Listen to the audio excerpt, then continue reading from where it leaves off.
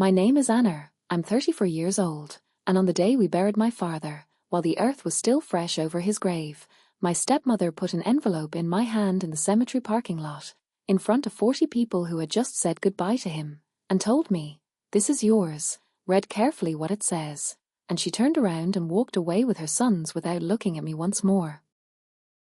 The envelope contained a copy of the will. My father had signed it 18 months earlier. It left the house, the accounts, the investments, the business I had helped build for 11 years, everything, absolutely everything, to his biological children Ryan and Carter, Sandra's sons, and to me it left exactly what Sandra had always believed I deserved. Nothing, not a cent, not a line, not even my name mentioned except in a clause that said that Anna Calloway, not being a biological descendant of the testator, has no right to any claim on the estate. I stood in that parking lot with the envelope in my hand while people passed beside me offering condolences without knowing what I was holding, and I thought about my father, about the 3 years I had cared for him, about the nights in the hospital, about the mornings administering medications, about the afternoons sitting beside him when he could no longer get up, and I thought, he didn't write this. This is not the man who raised me. This is not the man who taught me to drive and helped me pay for college and called me his girl even though I wasn't by blood. This will is not my father. And then I thought about the envelope he had left for me, the one his attorney had instructions to deliver specifically to me, specifically that day. And I understood that my father had known exactly what Sandra was going to do and had spent the last 2 years of his life preparing for this moment with the silent precision of a man who loved his daughter and was not going to leave her alone. I put Sandra's envelope in my bag, took out my phone, and called my father's attorney. If anyone ever told you that you weren't enough, that you weren't real, that you didn't count because you didn't share the right blood, subscribe to Unspoken Truth. Because this story is about what happens when the man who raised you turns out to have always known your worth, and he put it in writing, and it is just getting started. My name before I was Anna Calloway was simply Anna, no fixed last name, no clear history, no one who showed up to claim me when I was 4 years old and the child welfare system put me on the list of children available for adoption. I had spent 3 years in foster homes. 3 years of new faces and new rooms and the particular ability that children who move frequently develop of reading a room in the first 5 minutes and understanding what is expected of them. Michael Calloway adopted me when I was 4 and he was 38. He was single, a civil engineer, owner of a small but stable construction company, and he had decided that he wanted to be a father in a way that didn't require life to give him the right circumstances but that he chose the circumstances correctly. He chose me from among several children and never in 30 years let me feel that choice had been anything other than the most natural decision of his life. I grew up in a house in Columbus, Ohio, with a father who attended every recital and every game and every graduation, who taught me to play chess and to read blueprints and to negotiate with suppliers when I started working at his company at 21, who called me his girl with the naturalness of someone for whom that word had never required biological qualification. The adoption was a fact of my history that neither of us ignored, and that neither of us needed to make the center of what we were. Sandra Merritt entered my father's life when I was 19. She was 12 years younger than him, attractive and efficient and with the particular ability of people who know exactly what they want and organize their charm around getting it. She came with 2 sons from a previous marriage, Ryan who was 14 and Carter who was 11, and my father, who was a fundamentally generous and fundamentally lonely man after years of raising a daughter alone, welcomed her with the openness of someone who had decided the second half of his life deserved companionship. I was 19 and not a child, and I understood from the first dinner that Sandra and I were not going to be friends, not because she was a bad person in the obvious sense, but because I was a fact in my father's life that she hadn't fully anticipated. An adult daughter with a relationship with him that preceded hers and was deeper than hers, and that was not going to reorganize itself around her arrival. Sandra had calculated one thing and found another, and she never fully forgave that even though she never said it directly.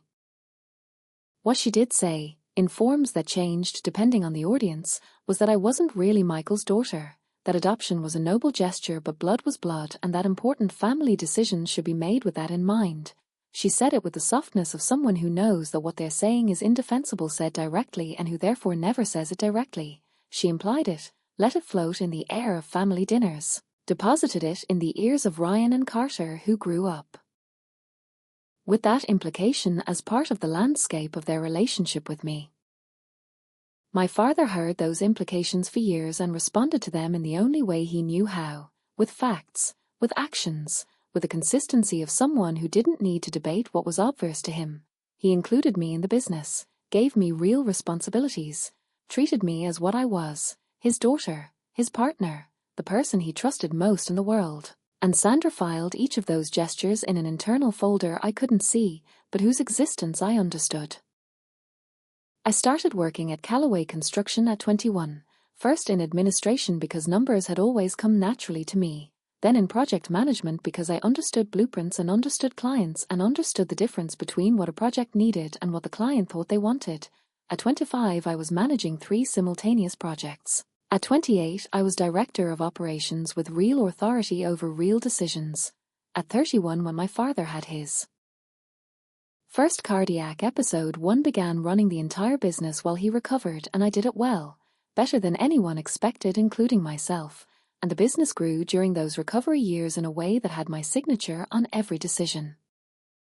Sandra observed all of this with the expression of a woman who sees something accumulating in the hands of someone who by her calculations shouldn't have it. Ryan and Carter, who by then were 28 and 25, had tried to get involved in the business with the enthusiasm of people who assume family proximity equals competence and had discovered it didn't. Ryan had worked 6 months and resigned because the hours were too long and the decisions too complicated.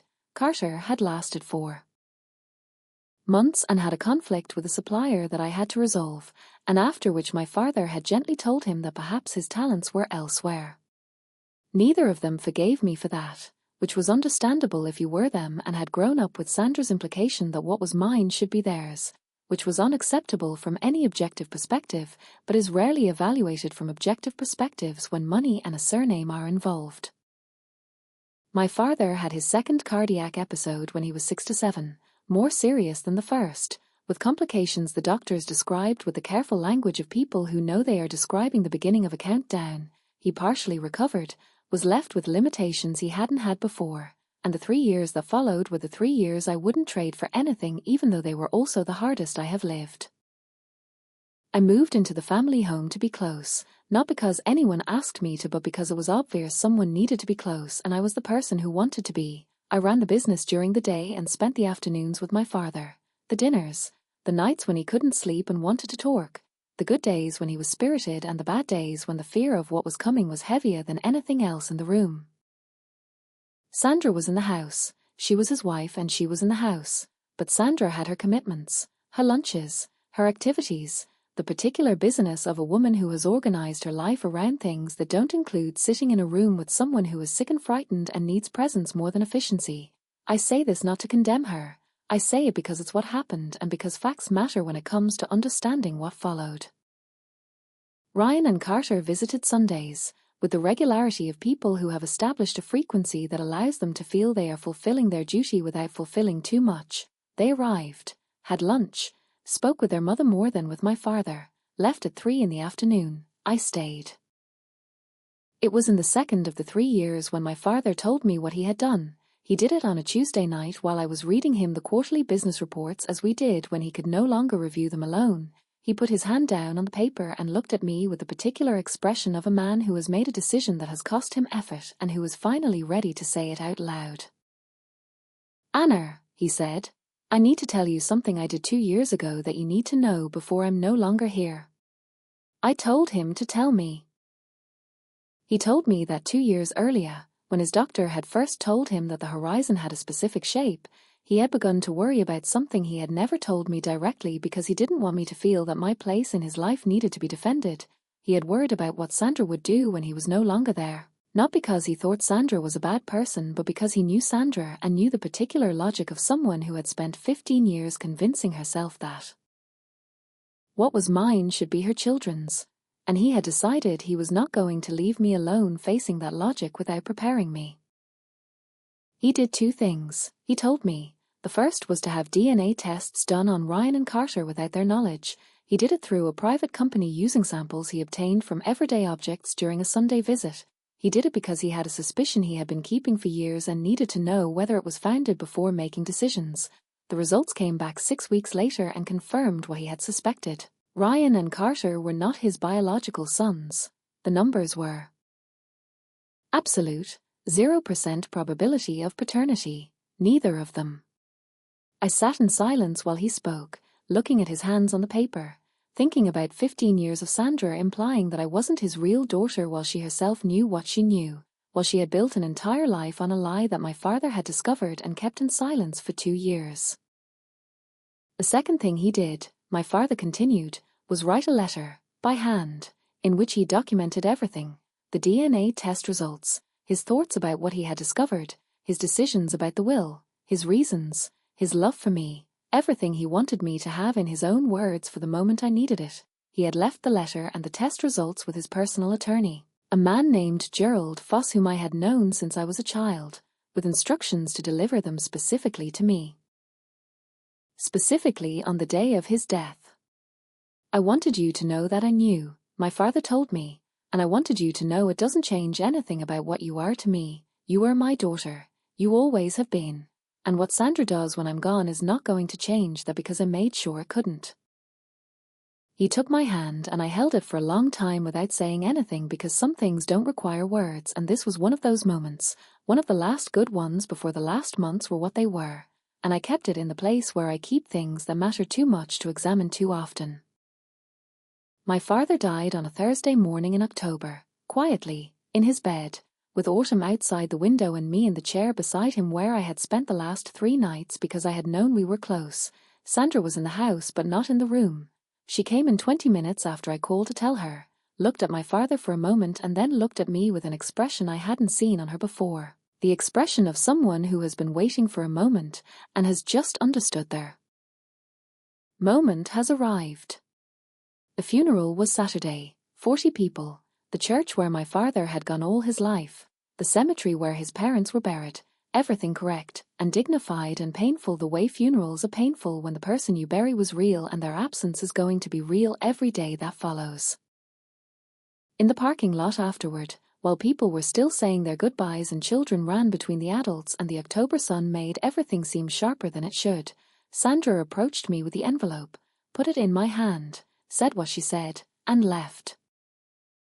I stood in that parking lot and read the will and felt every one of the things it was reasonable to feel, the rage, the pain, the particular betrayal of seeing your father's name on a document that has nothing to do with the man you knew, and then I felt the other thing, the calm, the certainty, the memory of a night 2 years earlier and a hand on a paper and a voice telling me I made sure she couldn't. I took out my phone and called Gerald Foss. Gerald answered on the second ring as if he had been expecting the call, and I suppose he had. He was the kind of attorney who anticipated moments and prepared for them with the same precision my father had. He told me he had the envelope, that he had received notification of the death that morning, that we could meet Monday if I was available. I told him I was available.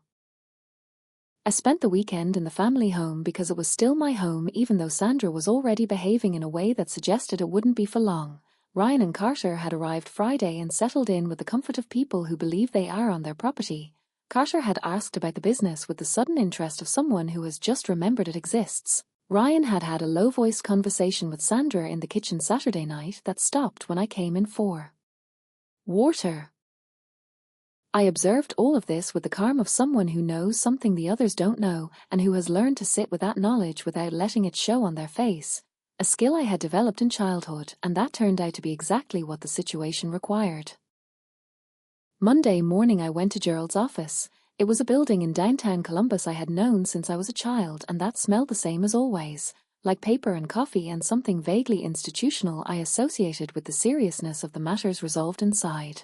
Gerald was a 72-year-old man with the kind of calm produced by spending 5 decades watching what human beings do to each other when there is money involved and deciding that precision was the only possible response. He sat me across from his desk, put the envelope between us, and said, "Your father was very specific about how he wanted this handled. He asked me to be present at the will reading with this material and to present it in that context. He thought it was important that the whole family hear everything at the same time. I told him I agreed. The will reading was scheduled for Wednesday. Sandra had organized it with the efficiency of someone who believes they are managing a predictable outcome. She had invited the relevant family members, my father's close friends, the business accountant. We were 17 people in the conference room of another attorney, Sandra's attorney, a man named Peterson who had the satisfied expression of someone who has reviewed the documents and knows how the story ends. Gerald arrived with me, which produced in Peterson a slightly different expression, the expression of someone who has just found a variable he hadn't included in his calculation. Peterson read the will. It was the document Sandra had given me in the parking lot, 15 months signed, everything to Ryan and Carter, me excluded for reasons of absence of biological connection. He read for 12 minutes while the room absorbed the content with the varied reactions of people who had known my father and known our relationship and were processing the dissonance between the man they knew and the document they were hearing. Sandra had her hands crossed on the table with the composure of someone who has reached the end of a long plan and is allowing herself to feel the satisfaction of it. Ryan stared ahead with the blank expression of someone practicing not reacting. Carter checked his phone with the discretion of someone who thinks no one notices. When Peterson finished, Gerald stood up, which produced an immediate silence of the variety produced when something unexpected enters a room that thought it knew how it was going to end. Gerald said, "Before we proceed, I need to present an additional document that Mr. Calloway placed in my custody 24 months ago with specific instructions to present it in this context, before this audience, on the day of the reading of his will." Peterson said, "This is irregular." Gerald said, "Mr. Calloway anticipated that observation. The document was prepared and notarized 24 months ago. Its authenticity is fully verified, and its relevance to the distribution of the estate is direct and immediate. If Mr. Peterson wishes to object, he may do so through the appropriate channels after the room has heard the contents." Peterson looked at Sandra. Sandra looked at me. I looked back at her with the calm of a person who has known for 2 years what was about to happen in this room. Gerald opened the envelope. Peterson requested an immediate challenge, which was his job, and he did it. Gerald responded with the authenticity documentation he had been preparing for 24 months of custody of the will, and with a notarial record that was impeccable and unchallengeable. The legal process took for months, during which I continued administering the business because the business needed to be administered, and no one else in that equation had the capacity to do so. Ryan hired his own attorney. Carter followed Ryan the way he had followed Ryan his whole life. Sandra filed a counterclaim arguing spousal rights over a portion of the estate. Gerald responded to each move with the documentation and patience of someone who had anticipated each one of them because my father had told him exactly what to expect. The judge ruled in my favor on all relevant points. The 17-month will was valid, more recent, correctly executed, and superseded the earlier one in all pertinent legal aspects. Sandra's spousal rights over the business assets were limited by the prenuptial agreement my father had signed when he married her, and that Peterson apparently hadn't reviewed with sufficient attention. The house, the accounts, the investments, 100% of Calloway Construction, all resolved according to my father's instructions. Sandra was not in the room when the ruling was read. She had stopped appearing at hearings in the 3rd month when it became clear the direction of the process was not going to change. Ryan and Carter weren't there either. They had returned to their lives in another state with the particular speed of people who have decided that distance is the best response to a situation that didn't go as planned. Gerald called me after the ruling, said, "It's done," and I said thank you and hung up and sat in the office of Calloway Construction, the office where my father had worked for 30 years and where I had worked for 11. And I looked at the blueprints on the wall and the industry awards on the shelf and the framed photo on the desk of the two of us at the opening of a project we had developed together when I was 26 and he was 60, both of us in yellow hard hats and smiles that required no performance. And I thought about a night 2 years earlier and a hand on a paper and a voice saying I made sure she couldn't. He made sure. It has been 10 months since the ruling. Calloway Construction has 18 employees and 3 active projects and a 4th in negotiation that would be the largest in the company's history. I run the business with the same judgment I always had, except now the decisions are entirely mine, and I don't have to answer to anyone except the business itself and the employees who depend on it. I sold the family home, not because I didn't want it, but because it was my father's home, and without him it was simply a structure and I needed to build my own. I bought an apartment in a neighborhood I like with money that was entirely mine and furnished it slowly with things I chose because I liked them and not because they were there. I have a plant in the window and a photo of my father on the shelf, the same yellow hard hat photo, and sometimes I look at it when I'm making a difficult decision and I think about what he would have said, and I almost always hear him. Sandra has not contacted me again, neither has Ryan. Carter sent me a message 3 months after the ruling that I read once and didn't respond to. Not out of cruelty, but because there was nothing to respond with. That wasn't a conversation neither of us needed to have. What I do think about sometimes is the DNA results and what they mean for Ryan and Carter beyond the money and the inheritance. It means they have a real father somewhere who may not know they exist. It means Sandra has been carrying a secret for more than 30 years that now exists in the record of a judicial hearing and in the memory of everyone who was in that conference room on the Wednesday of the will reading. It means the lie she built her life on was read aloud in front of 17 people while she sat completely still with her hands crossed on the table and the color leaving her face. I think about that and I don't feel what I'd expect to feel. I don't feel satisfaction exactly. I feel something more like clarity. The clarity of a person who finally has the complete picture and can see all its edges with precision. My father chose me at 4 years old, raised me for 30, prepared me for this moment for 2, and when he said it made sure he meant it in every possible sense of the word. I was chosen first and remained chosen until the end, and I will be in the only form that matters, in the work that continues and in the surname I carry and in the yellow hard hat photo on my shelf. No one can take that from me. If you are the person who was discarded, who was excluded, who heard from someone you loved that you weren't real enough to deserve what you deserved, I want to tell you something my father understood 30 years ago when he chose me at 4 without knowing who I was going to be. Real love doesn't require biology. It requires choice. It requires presence. It requires the consistency of someone who shows up every day and keeps showing up when showing up is hard. You are allowed to know your worth without anyone confirming it. You are allowed to build something real with the people who chose you even if they don't share your blood. You are allowed to let go of the people who discarded you without carrying the guilt of having let them go.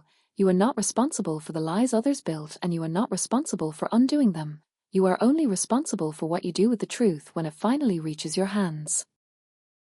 My name is Anna. I'm 34 years old, and on my shelf there is a photo of 2 people in yellow hard hats smiling without any performance. One of them chose me when I was 4 and spent 30 more years proving the choice had been right. The other one is me, and I'm here, and the business continues, and the surname continues, and that is exactly what he wanted. Thank you for listening. Take care of yourself. And if no one has told you lately that being chosen is worth more than being inherited, I'm telling you now.